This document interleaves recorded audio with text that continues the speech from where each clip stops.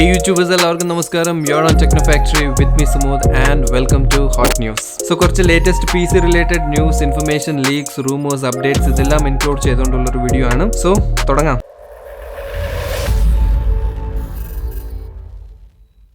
So അപ്ഡേറ്റ്സിലോട്ട് പോകുന്നതിന് മുമ്പ് ഇപ്പോഴത്തെ കറണ്ട് സിറ്റുവേഷൻ എങ്ങനെ എന്നുള്ളത് ഡിസ്കസ് ചെയ്തുകൊണ്ട് നമുക്ക് പോകാം. കറണ്ട് സിറ്റുവേഷൻ നോക്കുവാണെങ്കിൽ കഴിഞ്ഞ വീഡിയോസിൽ പറഞ്ഞ പോലെ തന്നെ സിറ്റുവേഷൻ സെയിം ആണ് ഓർ വേഴ്സ് ആണ്. ഇപ്പം കുറച്ചുകൂടി വേഴ്സ്റ്റ് ആയിട്ടുണ്ട് സിറ്റുവേഷൻ. ബിക്കോസ് ഗ്രാഫിക്സ് കാർഡ്സിന്റെ മാത്രമല്ല മറ്റു കോമ്പണൻസിന്റെയും പ്രൈസ് കൂടുന്നുണ്ട്. പ്രോസസേഴ്സ് നോക്കുവാണെങ്കിൽ കൂടുന്നുണ്ട്. APUസിന്റെ പ്രൈസ് കൂടിയിട്ടുണ്ട്. Intel 10th generation budget level പ്രോസസേഴ്സിന്റെ പ്രൈസ് കൂടുന്നുണ്ട്. ഗ്രാഫിക്സ് കാർഡ്സിന്റെ കാര്യം പിന്നെ പറയേണ്ട, ഒബ്വിയസ്ലി കൂടുതലാണ്. ആൻഡ് പുതിയ സ്റ്റോക്സ് വരുന്ന അനുസരിച്ച് അതിലും കുറച്ച് കൂടാനാണ് ചാൻസസ് കാണുന്നത്. 3200G 3400G Intel 10100F 10400F ഇതെല്ലാത്തിന്റെയും prices കൂടിയിട്ടുണ്ട്. കാരണം വേറൊന്നുമല്ല, ഗ്രാഫിക്സ് കാർഡിന്റെ അവൈലബിലിറ്റി ഇല്ലാത്തത് കൊണ്ട് തന്നെ പലരും APUസിലോട്ടാണ് പോകുന്നത്. ഈവൻ RAM, SSD ഇതെല്ലാത്തിന്റെയും പ്രൈസസ് കൂടുവാണ്. ഇതിന്റെ മാത്രമല്ല, ഓൾമോസ്റ്റ് സെമി കണ്ടക്ടേഴ്സ് അല്ലെങ്കിൽ സിലിക്കോൺ ചിപ്സ് യൂസ് ചെയ്തുകൊണ്ടുള്ള എല്ലാ കോമ്പണൻസിന്റെയും പ്രൈസ് കൂടുവാണ്. സോ ഇപ്പോഴത്തെ സിറ്റുവേഷന് കാരണം പലരും പറയുന്നത് മൈനിങ് ആണ്, അല്ലെങ്കിൽ പലരും വിശ്വസിച്ചിരിക്കുന്നത് മൈനിങ് മാത്രമാണെന്നാണ്. പക്ഷേ മൈനിങ് മാത്രമല്ല, mining is just A part of this. Mining അല്ലാതെ നമുക്ക് സെമി കണ്ടക്ടേഴ്സിന്റെ അവൈലബിലിറ്റി ഇല്ല, സ്റ്റോക്സ് ഇല്ല. ബേസിക്കലി സിലിക്കോൺ മെറ്റീരിയൽസിന്റെ ഷോർട്ടേജ് ഉണ്ട്. ഇപ്പോഴത്തെ ഈ കോവിഡ് സിറ്റുവേഷൻ കാരണം ലോജിസ്റ്റിക്സിന്റെ പ്രൈസ് ഇൻക്രീസ് ആയിട്ടുണ്ട്. സോ അതൊരു ഇഷ്യൂ ആണ്. ആൻഡ് അതുകൂടാതെ GDDR6 ബേസ്ഡ് മെമ്മറിയുടെയും ഷോർട്ടേജ് ഉണ്ട്. പിന്നെ ഒബ്വിയസ്ലി ഗ്രാഫിക്സ് കാർഡിന്റെ സൈഡ് നോക്കുവാണെങ്കിൽ മൈനിങ് ഒരു മേജർ റീസൺ ആണ്. എന്തായാലും ലീക്സ് ആൻഡ് സോഴ്സസ് പറയുന്നത് 2021 ഈ ഹോൾ ഇയർ ഇതുപോലെ തന്നെ ആയിരിക്കുമെന്നാണ്. പല കമ്പനീസും ഈ സിറ്റുവേഷൻ ടാക്കിൾ ചെയ്യാൻ വേണ്ടി പുതിയ ഓഫീസസ് അല്ലെങ്കിൽ പുതിയ ബ്രാഞ്ചസ് തുടങ്ങുന്നുണ്ട് വേൾഡ് വൈഡ്. ബട്ട് സ്റ്റിൽ അതെല്ലാം തുടങ്ങി ഓപ്പൺ ആയി ഇതെല്ലാം സോൾവ് ആയി വരാൻ എന്തായാലും ടൈം എടുക്കും. എന്തായാലും നമുക്ക് ലേറ്റസ്റ്റ് അപ്ഡേറ്റ്സിലോട്ട് പോകാം. So first, product launches. ഇതിൽ പറയാനുള്ളത് ഇന്റൽ 11th ജനറേഷൻ പ്രോസസേഴ്സിനെ കുറിച്ചാണ്. ഓൾറെഡി നമ്മൾ ഇതിനെക്കുറിച്ച് ഡീറ്റെയിൽഡ് ഒരു വീഡിയോ ചെയ്തിട്ടുണ്ട്. സോ ഇൻ കേസ് അത് നിങ്ങൾ കണ്ടില്ല എന്നുണ്ടെങ്കിൽ മേളിൽ ഞാൻ പിൻ ചെയ്തേക്കാം, അതൊന്ന് കണ്ടു നോക്കൂ. അതിൽ ഡീറ്റെയിൽ എല്ലാ കാര്യങ്ങളും ഞാൻ ഡിസ്കസ് ചെയ്ത് പറഞ്ഞിട്ടുണ്ട്. ഇത് ജസ്റ്റ് ഒന്ന് ബ്രഷ് ചെയ്ത് പോകുന്നതേ ഉള്ളൂ. So Intel 11th generation rocket lake S processors ആണ് ഇറങ്ങിയത്. മാർച്ച് 30th ആയിരിക്കും മാർക്കറ്റ് അവൈലബിലിറ്റി ഡേറ്റ് പറഞ്ഞേക്കുന്നത്. പല ഓൺലൈൻ സൈറ്റ്സിലും ഇതിന്റെ പ്രീ ഓർഡർ തുടങ്ങിയിട്ടുണ്ട്. സെയിം 14 നാനോമീറ്റർ പ്രോസസ്സിൽ തന്നെയാണ് ചെയ്യുന്നത്. പക്ഷേ കോർ ആർക്കിടെക്ചർ ചേഞ്ച് ചെയ്തിട്ടുണ്ട്. സൈപ്രസ് കോവ് റിംഗ് ആർക്കിടെക്ചർ ആണ് ഇതിൽ യൂസ് ചെയ്യുന്നത്. So as always Intel claim ചെയ്യുന്നത് 19% IPC ഇൻക്രീസ് ആണ് ഫ്രം പ്രീവിയസ് ജനറേഷൻ. പക്ഷേ 1-2 പ്രോസസേഴ്സിന്റെ ഫുൾ ബെഞ്ച് മാർക്സ് ഒക്കെ വന്നിട്ടുണ്ട്. സോ ഇതെല്ലാം പറയുന്നത് 10th ജനറേഷൻ പ്രോസസേഴ്സിനെക്കാട്ടിലും പെർഫോമൻസ് കുറവാണെന്നാണ്. സോ ഇതിന്റെ ഇടയ്ക്ക് ഒരു കാര്യം പറയാനുണ്ട്. April 2nd ഞാൻ ഈ വീഡിയോ എഡിറ്റ് ചെയ്യുന്നത്. And March 30th Intel 11th generation processors already release ആയിട്ടുണ്ട്, പുറത്ത് വന്നിട്ടുണ്ട്. പല ബെഞ്ച് മാർക്സും കാര്യങ്ങളും തേർഡ് പാർട്ടി ബെഞ്ച് മാർക്സ് എല്ലാം വന്നിട്ടുണ്ട്. ഓൺലൈൻ യൂട്യൂബിലൊക്കെ കയറി ജസ്റ്റ് ഒന്ന് നോക്കി കഴിഞ്ഞാൽ നിങ്ങൾക്ക് തന്നെ ഇഷ്ടംപോലെ കാണാൻ പറ്റും 11th ജനറേഷൻ പ്രോസസേഴ്സിന്റെ ബെഞ്ച് മാർക്സ് ഒക്കെ. മീഡിയം ബഡ്ജറ്റ് അല്ലെങ്കിൽ മിഡ് റേഞ്ച് നോക്കുവാണെങ്കിൽ നല്ല പ്രോമിസിംഗ് ആയിട്ടുള്ള പ്രോസസേഴ്സ് ആണ്. Especially 11600K compare to Ryzen 5000 series നോക്കുവാണെങ്കിൽ 5600 ആയിട്ട് കമ്പയർ ചെയ്ത് നോക്കുമ്പോൾ ഓൾമോസ്റ്റ് സിമിലർ പെർഫോമൻസ് ആണ് കിട്ടുന്നത് ഗെയിമിംഗിൽ. പക്ഷേ പ്രൊഡക്ടിവിറ്റി വൈസ് നോക്കുവാണെങ്കിൽ Ryzen 5000 തന്നെയാണ് കുറച്ച് മേലെ. ബട്ട് ഇന്റലിന് ഇവിടെ ഒരു ചെറിയ അഡ്വാൻറ്റേജ് ഉള്ളത് പ്രൈസിംഗ് ആണ്. സോ അതാണ് ഏറ്റവും കൂടുതൽ റെക്കമെൻഡ് ചെയ്യാനുള്ള കാരണവും അതാണ് ഏറ്റവും കൂടുതലുള്ള ഡിസൈഡിംഗ് ഫാക്ടറും. 11th ജനറേഷൻ പ്രോസസേഴ്സും Ryzen 5000 കമ്പയർ ചെയ്ത് നോക്കുമ്പോൾ ഹയർ സീരീസ് നോക്കുവാണെങ്കിൽ ഹയർ ലെവലിൽ 11700K 11900K ഒക്കെ അട്ടർ ഡിസാസ്റ്റർ ആണെന്ന് പറയുന്നത്. പല റിവ്യൂസ് നിങ്ങൾ നോക്കിക്കഴിഞ്ഞാൽ യൂട്യൂബിൽ എല്ലാം കംപ്ലീറ്റ്ലി വേസ്റ്റ് ആണ്, കംപ്ലീറ്റ്ലി വേസ്റ്റ് ഫോർ മണി ആണെന്നാണ് പറയുന്നത്. ആക്ച്വലി 11th ജനറേഷൻ ഒരു ഡിസപ്പോയിന്റ്മെന്റ് ആയിരിക്കും എന്നാണ് പലരും വിചാരിച്ചിരുന്നത്. ബട്ട് അങ്ങനെയല്ല. പ്രൈസ് ടു പെർഫോമൻസ് വെച്ച് നോക്കുമ്പോൾ Ryzen 5000 സീരീസിന്റെ ആ ഒരു ലെവൽ തന്നെ വന്നിട്ടുണ്ട്. സിംഗിൾ കോർ പെർഫോമൻസ് അല്ലെങ്കിൽ ഗെയിമിംഗിൽ ഇന്റൽ ഈസ് ബാക്ക് അഗൈൻ എന്ന് പറയാൻ പറ്റും. ഇന്റൽ ഓൾവേസ് ദി ടോപ്പ് തന്നെയായിരുന്നു. And productivity multi threaded applications wise നോക്കുമ്പോൾ Ryzen 5000 തന്നെയാണ് ഇപ്പോഴും കിങ്. സോ ഇതെല്ലാം കംപ്ലീറ്റ്ലി ഡിപ്പെൻഡ് ചെയ്യും നിങ്ങൾക്ക് ഏത് പേർപ്പസിനാണ് ഒരു ബിൽഡ് വേണ്ടത് ആൻഡ് നിങ്ങളുടെ ബഡ്ജറ്റ് എന്താണെന്നുള്ളത്. ലോവർ ബഡ്ജറ്റ് ആൻഡ് ഗെയിമിംഗിന് വേണ്ടി നോക്കുന്നുണ്ടെങ്കിൽ Intel 11th series is best. Mid range വരെ നോക്കിയാൽ മതി, ഹയറിലോട്ട് പോകേണ്ട ആവശ്യമില്ല. 10th generation processors previous generation ഉണ്ടെങ്കിൽ 10900K അല്ലെങ്കിൽ 10700K ഒക്കെ ഉണ്ടെങ്കിൽ അത് തന്നെയാണ് better. Productivity, multi tasking, overall ഒരു ഓൾറൗണ്ടർ നോക്കുന്നുണ്ടെങ്കിൽ Ryzen 5000 series is the best. So 11600K നോക്കുവാണെങ്കിൽ Indian pricing approximately 25,000 to 25,500 available ആണ്. MD കമ്പ്യൂട്ടേഴ്സ് 1-2 വെബ്സൈറ്റ്സ് ഞാൻ കണ്ടിട്ടുണ്ട് ഇതിന്റെ ലിസ്റ്റിംഗ്സ്. സോ 5600Xന്റെ പ്രൈസ് നോക്കുവാണെങ്കിൽ 28,000 ആ റേഞ്ച് ആണ്. സോ പ്രൈസിംഗിൽ ഇത്രയും ഡിഫറൻസ് ഉള്ളത് കൊണ്ട് തന്നെ ഗെയിമിംഗ് വൈസ് നോക്കുവാണെങ്കിൽ 11600K മിഡ് റേഞ്ചിലെ ഏറ്റവും ബെസ്റ്റ് പ്രോസസർ ആയിരിക്കും. അപ്പോൾ ബാക്ക് ടു ദ വീഡിയോ ലാസ്റ്റിൽ ഒന്നുകൂടെ ഞാൻ വരുന്നതായിരിക്കും. ഇടയ്ക്ക് വേറൊരു കാര്യം കൂടി കുത്തി കയറ്റാനുണ്ട്. Back back to main video. പോസിറ്റീവായിട്ട് തോന്നിയ ഒന്ന് രണ്ട് കാര്യങ്ങളാണ് ഇതിൽ 3200 അല്ലെങ്കിൽ ഹയർ മെമ്മറിയുടെ സപ്പോർട്ട് കൊടുത്തിട്ടുണ്ട്. Even mid level mother boards ആയ B560 H570 മദർ ബോർഡ്സിലും റാം ഓവർക്ലോക്കിംഗ് സപ്പോർട്ട് ഉണ്ട്. XMP പ്രൊഫൈൽ എനേബിൾ ചെയ്യാൻ പറ്റും. സോ അതുകൊണ്ട് ഹയർ മെമ്മറി യൂസ് ചെയ്യാൻ നമുക്ക് Z സീരീസിന്റെ മദർ ബോർഡ്, കോസ്റ്റ്ലി ആയിട്ടുള്ള Z സീരീസ് മദർ ബോർഡ് തന്നെ വാങ്ങണമെന്നൊന്നുമില്ല. കുറച്ച് മിഡ് ലെവലുള്ള B560 and H570 mother board എടുക്കാവുന്നതാണ്. ഒബ്വിയസ്ലി പ്രോസസർ ഓവർക്ലോക്കിംഗ് സപ്പോർട്ട് ഇല്ല. റാം നമുക്ക് XMP എനേബിൾ ചെയ്ത് ഓവർക്ലോക്ക് ചെയ്യാൻ പറ്റും. സോ എന്തായാലും ആദ്യം പറഞ്ഞ പോലെ ഡീറ്റെയിൽഡ് വീഡിയോ ഓൾറെഡി ചെയ്തിട്ടുണ്ട്. അതിൽ എല്ലാ കാര്യങ്ങളും ഇൻക്ലൂഡ് ചെയ്തിട്ടുണ്ട്. ഇനി നമുക്ക് വാങ്ങാൻ പറ്റാത്ത കുറച്ച് സാധനങ്ങളുടെ അപ്ഡേറ്റ്സ് നോക്കാം. RTX 3060 and RX 6700 XT graphics card. So ഇതിൽ RTX 3060 ഇറങ്ങിയിട്ട് കുറച്ച് നാളായിട്ടുണ്ട്. സോ അതുകൊണ്ട് അതിനെക്കുറിച്ച് അധികം വലിച്ചു നീട്ടി പറയാനൊന്നുമില്ല. RTX 3060 ലോഞ്ച് ആയി ക്യാഷ് ഉള്ള 2-3 പേര് വാങ്ങിച്ചു കാണും. ഓൾറെഡി ഇത് കംപ്ലീറ്റ്ലി എല്ലായിടത്തും സ്റ്റോക്ക് ഔട്ട് ആണ്, അല്ലെങ്കിൽ ഡബിൾ ദ പ്രൈസിനാണ് മാർക്കറ്റ് അവൈലബിൾ ആയിട്ടുള്ളത്. സോ ഇതാണ് ഇൻ ബ്രീഫ് RTX 3060യുടെ സ്റ്റോറി. ഇനി ടെക്നിക്കൽ ഡീറ്റെയിൽസ് നോക്കുവാണെങ്കിൽ RTX 3060 ഒരു 12GB VRAM ഉള്ള ഒരു കാർഡാണ്. സോ ടെക്നിക്കലി ഇതിന്റെ VRAM 3060 3080യെക്കാട്ടിലും കൂടുതലാണ്. ആൻഡ് ഓൾസോ 12GB എന്ന് പറയുമ്പോൾ അത്ര ഗ്രേറ്റ് പെർഫോമൻസ് ഒന്നും നിങ്ങൾ എക്സ്പെക്ട് ചെയ്യില്ല. കാരണം ഇതിൽ VRAM മാത്രമേ ഉള്ളൂ 12GB ആയിട്ടുള്ളത്. ബാക്കി CUDA കോഴ്സ് കുറവാണ്, മെമ്മറി ബസ് സൈസ് കുറവാണ്, ബാൻഡ് വിത്ത് കുറവാണ്, ഈവൻ ക്ലോക്ക് സ്പീഡും കുറവാണ്. സോ പെർഫോമൻസ് വൈസ് നോക്കുവാണെങ്കിൽ പഴയ RTX 2060യെക്കാട്ടിലും ബെറ്റർ ആണ്. പക്ഷേ ഇൻ കേസ് RTX ഫീച്ചർ നമ്മൾ ഒഴിവാക്കി നോക്കുവാണെങ്കിൽ 1080 Tiയുടെ പെർഫോമൻസ് അതുമായിട്ട് സിമിലർ ആണ്. ചില ഗെയിംസിൽ 1080 Ti ആണ് കുറച്ചുകൂടെ ബെറ്റർ. ഓൺലി നമ്മൾ RTX എനേബിൾ ചെയ്ത് അല്ലെങ്കിൽ റേ ട്രേസിംഗ് സപ്പോർട്ട് ചെയ്യുന്ന ഗെയിംസ് നോക്കുവാണെങ്കിൽ മാത്രം പെർഫോമൻസിൽ ഒരു ഇൻക്രീസ് ഉള്ളൂ. അതല്ലാതെ നമ്മൾ നോർമൽ ഗെയിംസിൽ നോക്കുവാണെങ്കിൽ പല ബെഞ്ച് മാർക്സും പറയുന്നത് 1080 Tiയുടെ സിമിലർ പെർഫോമൻസ് ആണ്. സോ RTX ഫീച്ചർ നിങ്ങൾ നോക്കുന്നില്ല, ഇൻട്രസ്റ്റഡ് അല്ലെങ്കിൽ 1080 Ti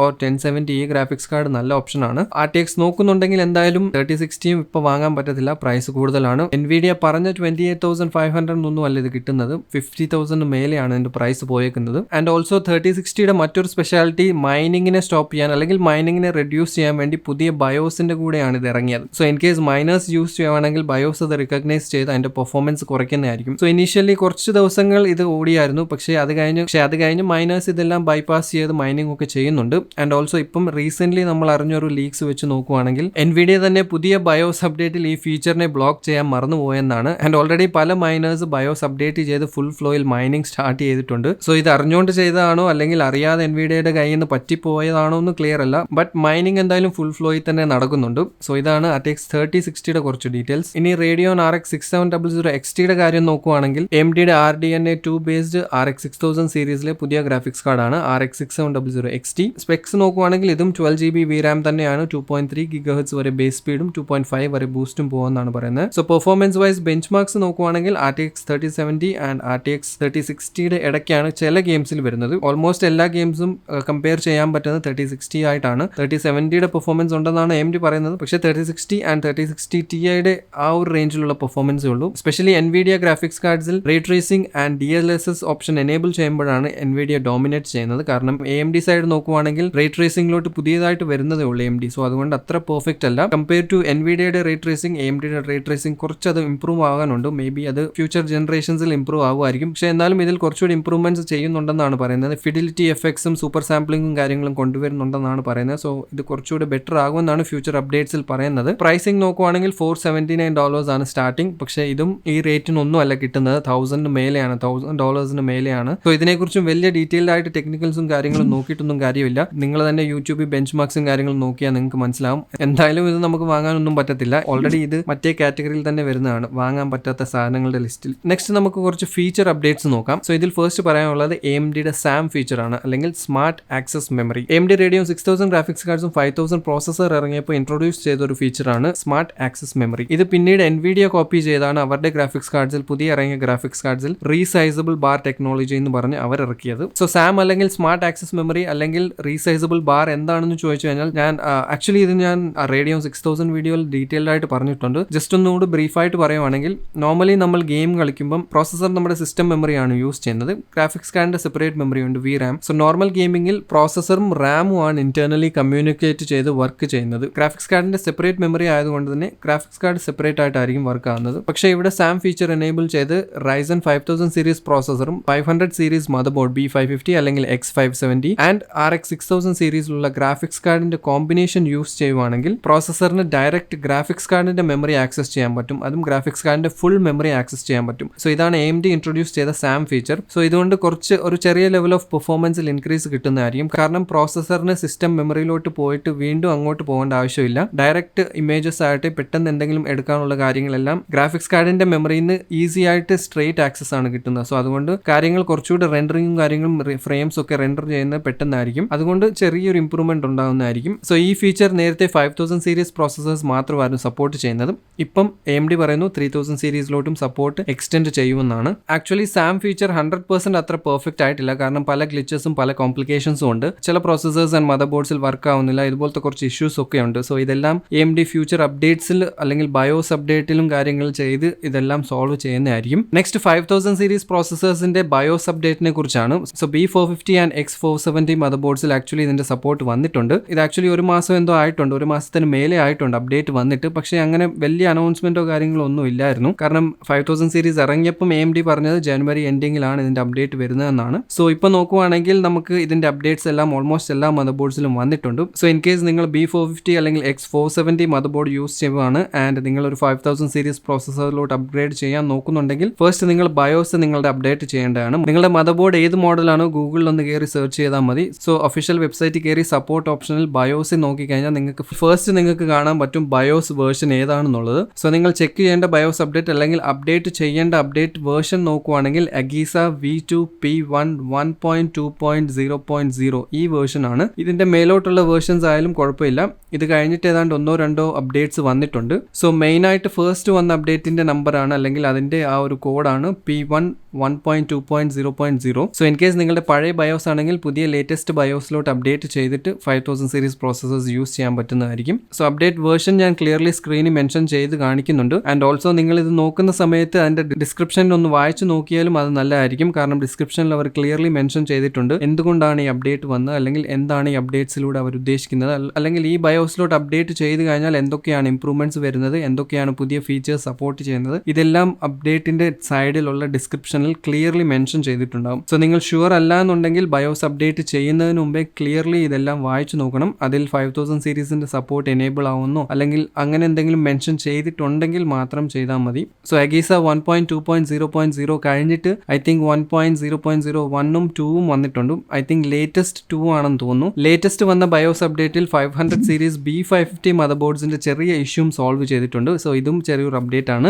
in case B550 mother board use ചെയ്യുന്നവർക്ക് എന്തെങ്കിലും ഇഷ്യൂസ് ഉണ്ടെങ്കിൽ, അതായത് USB യൂസ് ചെയ്യുമ്പോൾ മെയിൻലി USB 3.0 പോർട്സിന്റെ ചെറിയ ഇഷ്യൂ ഉണ്ടായിരുന്നു. USB 3 പോർട്ടിൽ കണക്ട് ചെയ്ത കീബോർഡ് ആകട്ടെ, മൗസ് ആകട്ടെ അല്ലെങ്കിൽ ഹെഡ്സെറ്റ് ആകട്ടെ, ഇതെല്ലാം ഇടയ്ക്കിടയ്ക്ക് ഡിസ്കണക്ട് ആവുന്നു, അല്ലെങ്കിൽ ഇതുപോലത്തെ ചെറിയ ഇഷ്യൂസ് ഉണ്ടായിരുന്നു. PCI 4 സ്ലോട്ട് കണക്ട് ആവുന്നില്ല അല്ലെങ്കിൽ ഡിറ്റക്ട് ആവുന്നില്ല, ഇതുപോലത്തെ ഇഷ്യൂസും ഉണ്ടായിരുന്നു. സോ ഈ ഇഷ്യൂസ് എല്ലാം ലേറ്റസ്റ്റ് വന്ന ബയോസ് അപ്ഡേറ്റിൽ അപ്ഡേറ്റ് ചെയ്തിട്ടുണ്ടെന്നാണ് AMD പറയുന്നത്. So in case B550 mother board use ചെയ്യുന്നവർക്ക് എന്തെങ്കിലും ഇതുപോലത്തെ ഇഷ്യൂ നിങ്ങൾ നോട്ടീസ് ചെയ്തിട്ടുണ്ടെങ്കിൽ ജസ്റ്റ് നിങ്ങളുടെ ബയോസ് ഒന്ന് ചെക്ക് ചെയ്ത് നോക്കുക, അപ്ഡേറ്റ് ചെയ്ത് നോക്കുക. അടുത്ത നമുക്ക് കുറച്ച് ലീക്സ് ആൻഡ് റൂമേഴ്സിലോട്ട് പോകാം. സോ ഇതെല്ലാം 100% ട്രൂ ന്യൂസ് ഒന്നുമല്ല, ലീക്സ് ആൻഡ് റൂമേഴ്സ് ആണ്. സോ അതുകൊണ്ട് തന്നെ എല്ലാം കൺഫേംഡ് ആകണമെന്നും പോസിബിലിറ്റീസ് ഒന്നുമില്ല. സോ ഇതിൽ ആദ്യം പറയാനുള്ളത് ഇന്റലിന്റെ പുതിയ Xe ഗ്രാഫിക്സ് കാർഡ് അല്ലെങ്കിൽ പുതിയ ഡിസ്ക്രീറ്റ് ഗ്രാഫിക്സ് കാർഡിനെ കുറിച്ചാണ്. സോ നമുക്ക് നേരത്തെ കഴിഞ്ഞ വീഡിയോസിലും ഡിസ്കസ് ചെയ്താണ് ഇന്റൽ ഗ്രാഫിക്സ് കാർഡ് ഫീൽഡിലോട്ടും വരുന്നുണ്ട്.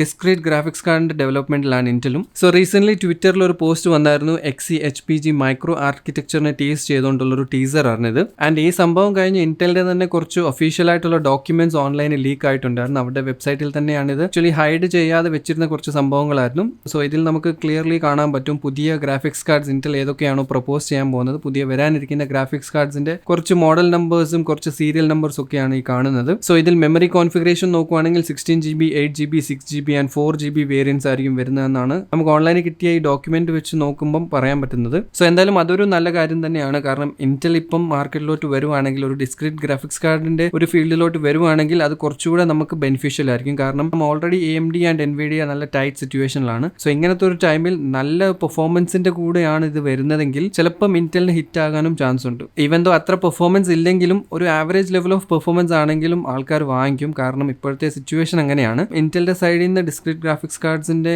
ഈ ലൈനപ്പും കാര്യങ്ങളും ഫ്യൂച്ചറിൽ വരുവാണെങ്കിൽ നല്ലതാണ്. ഇതെല്ലാം ഇപ്പം ലീക്സും റൂമേഴ്സും ആണ്. ഫ്യൂച്ചർ അപ്ഡേറ്റ്സും കാര്യങ്ങളും നമുക്ക് ഫ്യൂച്ചറിൽ അറിയാൻ പറ്റും. നെക്സ്റ്റ് അപ്ഡേറ്റ് AMD ആൻഡ് NVIDIAയുടെ പുതിയ പുതിയ മൈനിങ് ഗ്രാഫിക്സ് കാർഡ്സിനെ കുറിച്ചാണ്. സോ രണ്ട് കമ്പനീസും രണ്ട് സൈഡിൽ നിന്നും ക്യാഷ് ഉണ്ടാക്കാൻ നോക്കുവാണ്. എൻവിഡിയ പറയുന്നത് ഗെയിമേഴ്സിനെ സപ്പോർട്ട് ചെയ്യാൻ വേണ്ടിയാണ് മൈനിങ്ങിന് വേണ്ടി സെപ്പറേറ്റ് ഗ്രാഫിക്സ് കാർഡ് ഉണ്ടാക്കി കഴിഞ്ഞാൽ മൈനേഴ്സ് അത് യൂസ് ചെയ്തോളും, ഗെയിമിംഗ് ഗ്രാഫിക്സ് കാർഡ്സിന്റെ സൈഡിലോട്ട് വരത്തില്ല എന്നാണ്. ആക്ച്വലി നോക്കുവാണെങ്കിൽ രണ്ട് സൈഡിൽ നിന്നും AMD ആൻഡ് എൻവിഡിയ രണ്ടും ക്യാഷ് ഇൻ ചെയ്യാൻ നോക്കുവാണ്. ബിക്കോസ് മൈനിങ് എത്ര ഇമ്പോർട്ടന്റ് ആണ് അല്ലെങ്കിൽ എത്ര വൈഡ് സ്പ്രെഡ് ആയെന്ന് എല്ലാവർക്കും അറിയാം. സോ എൻവിഡിയ ആൻഡ് AMD ഇപ്പോൾ ട്രൈ ചെയ്യുന്നതും അത് തന്നെയാണ്. സോ എൻവിഡിയ സൈഡ് നോക്കുവാണെങ്കിൽ 12 നാനോമീറ്റർ പ്രോസസ്സിലാണ് ഡിസൈൻ ചെയ്തേക്കുന്നത് പുതിയ CMP lineup of crypto currency mining graphics cards. ഇതിൽ 3-4 വേരിയന്റ്സിന്റെ പേരൊക്കെ ഓൺലൈൻ ലീക്ക് ആയിട്ടുണ്ട്. CMP 30HX, 40HX, 50HX പിന്നെ ഒരു ഹയർ വേരിയന്റ് ആയ 90HX. ആൻഡ് ഓൾസോ ഓൺലൈൻ നോക്കുവാണെങ്കിൽ എൻവിഡിയയുടെ CMP ലൈനപ്പിലുള്ള ഒരു ഗ്രാഫിക്സ് കാർഡ് ഓൾറെഡി മാർക്കറ്റിൽ വന്നിട്ടുണ്ട്. ഇത് ഞാൻ ആക്ച്വലി UAE ഒരു വെബ്സൈറ്റ് കണ്ടതാണ്. ഞാനൊരു ഗ്രാഫിക്സ് കാർഡ് UAE എവിടെയെങ്കിലും കിട്ടുന്നുണ്ടോ എന്ന് നോക്കാൻ വേണ്ടി കുറെ വെബ്സൈറ്റ് നോക്കിയപ്പം കണ്ടതാണ്. തേർഡ് പാർട്ടി കമ്പനി ഒന്നുമല്ല, എൻവിഡിയയുടെ ബ്രാൻഡിങ്ങിൽ തന്നെയാണ് ഇത് ഇറങ്ങുന്നത്. സോ സ്പെക്സും കാര്യങ്ങളും നോക്കുവാണെങ്കിൽ GTX 1660 സൂപ്പർ തന്നെയാണ്. എൻവിഡിയ ബാക്ക് പ്ലേറ്റ് ഒക്കെ റിമൂവ് ചെയ്ത് ഡിസ്പ്ലേ പോർട്സും കാര്യങ്ങളും എല്ലാം റിമൂവ് ചെയ്ത് ബയോസ് ഒക്കെ അപ്ഡേറ്റ് ചെയ്ത് ഇറക്കിയേക്കുന്നത്. ആൻഡ് സർപ്രൈസിംഗ്ലി പ്രൈസ് നോക്കുവാണെങ്കിൽ 1660 സൂപ്പറിനേക്കാളും 3 times ദി പ്രൈസ് ആണ് ഓൺലൈനിൽ കാണുന്നത്. സോ എന്തായാലും എനിക്ക് തോന്നുന്നില്ല ഇപ്പൊ ഇറങ്ങിയ ഈ ഗ്രാഫിക്സ് കാർഡ്സിന്റെ ഒരു സ്പെക്സ് വൈസ് നോക്കുവാണെങ്കിൽ 1660 സൂപ്പർ ബേസ്ഡ് ഒരു കാർഡിന്റെ പെർഫോമൻസ് അല്ലെങ്കിൽ അതിന്റെ ഒരു പവർ വെച്ച് എത്ര മൈൻ ചെയ്യാൻ പറ്റുമെന്ന്. സോ മൈനസ് അത്ര മണ്ടന്മാരൊന്നുമല്ല, അവരെന്തായാലും സീരിയസ്ലി RTX 3000 സീരീസ് ഗ്രാഫിക്സ് കാർഡ്സിന്റെ പുറകെ തന്നെ ആയിരിക്കും. എനിവേസ് എൻവിഡിയ ആൻഡ് AMD രണ്ട് സൈഡിൽ നിന്നും mining crypto currency graphics cards ഇറങ്ങാൻ പോവാണ്. സോ AMD സൈഡ് നോക്കുവാണെങ്കിൽ RX 5700 XTB, 5600 XTB and 5500 XTB ഇതൊക്കെയാണ് 3 മോഡൽസ് ഇപ്പം ലീക്ക് ആയിട്ടുള്ളത്. എന്തായാലും ബോത്ത് കമ്പനീസ് ട്രൈ ചെയ്യുന്നുണ്ട് മൈനേഴ്സിന് വേണ്ടി സെപ്പറേറ്റ് ഒരു ഗ്രാഫിക്സ് കാർഡ് റെഡിയാക്കി നോർമൽ GPUs ഗെയിമേഴ്സിന് അവൈലബിൾ ആക്കാൻ വേണ്ടി ട്രൈ ചെയ്യുന്നുണ്ട് എന്നാണ് പറയുന്നത്. ഇതൊക്കെ എന്തായാലും നമുക്ക് ഫ്യൂച്ചറിൽ കണ്ടേ പറയാൻ പറ്റത്തുള്ളൂ. നെക്സ്റ്റ് അപ്ഡേറ്റ് AMD Zen 4 പ്രോസസ്സേഴ്സിനെ കുറിച്ചാണ്. Zen 3 നമുക്കറിയാം ഇപ്പോഴത്തെ ബെസ്റ്റ് പെർഫോമിംഗ് പ്രോസസ്സേഴ്സ് ആണ്. I am talking about Ryzen 5000 series processors. So actually നോക്കുവാണെങ്കിൽ Ryzen 5000 സീരീസ് തന്നെ ഇപ്പോൾ മാർക്കറ്റിൽ അധികം അവൈലബിൾ ആയി വന്നിട്ടില്ല. ബട്ട് ഓൾറെഡി AMD നോക്കുവാണെങ്കിൽ Ryzen 4ന്റെ ഡെവലപ്മെന്റിലാണ്. സോ ഇത് Zen 4 ബേസ്ഡ് റൈസന്റെ ന്യൂസ് ഒന്നുമല്ല, അതിന് മേലെയുള്ള എപ്പിക് പ്രോസസ്സറിന്റെ ന്യൂസ് ആണ്. എപ്പിക് പ്രോസസ്സർ AMDയുടെ ഹൈ എൻഡ് ചിപ്സ് ആണ്. ഇൻഡസ്ട്രിയൽ യൂസിനും മെഡിക്കൽ റീസെർച്ച്, സയന്റിഫിക് ആയിട്ടുള്ള high performance calculating, artificial intelligence related ആപ്ലിക്കേഷൻസും ഹെവി സെർവേഴ്സിലും ഒക്കെ യൂസ് ചെയ്യുന്നതാണ് AMD Epyc processors. So Zen 4 based എപ്പിക്കിന്റെ ന്യൂസ് വരുന്നത് 5 നാനോമീറ്റർ പ്രോസസ്സിലായിരിക്കും എന്നാണ്. ആൻഡ് ഇതിന്റെ കോർ കൗണ്ട് നോക്കുവാണെങ്കിൽ 96 കോഴ്സും 192 ത്രെഡ്സും ആയിരിക്കും ഉണ്ടാകുന്നത്. DDR5 മെമ്മറി സപ്പോർട്ട് ചെയ്യുന്നതായിരിക്കും. ഓൾസോ PCI 5 സപ്പോർട്ടും ഉണ്ടാവുന്നതായിരിക്കും എന്നാണ് പറയുന്നത്. അതും DDR5 മെമ്മറിയിൽ 5200 MHz വരെ സപ്പോർട്ട് ചിലപ്പം ഉണ്ടാവുമെന്നാണ് ലീക്സ് പറയുന്നത്. സോ ഇതിനെ ബേസ് ചെയ്ത് നോർമൽ കൺസ്യൂമേഴ്സിന്റെയും എക്സ്പെക്ടേഷൻസ് കൂടുവാണ്. സോ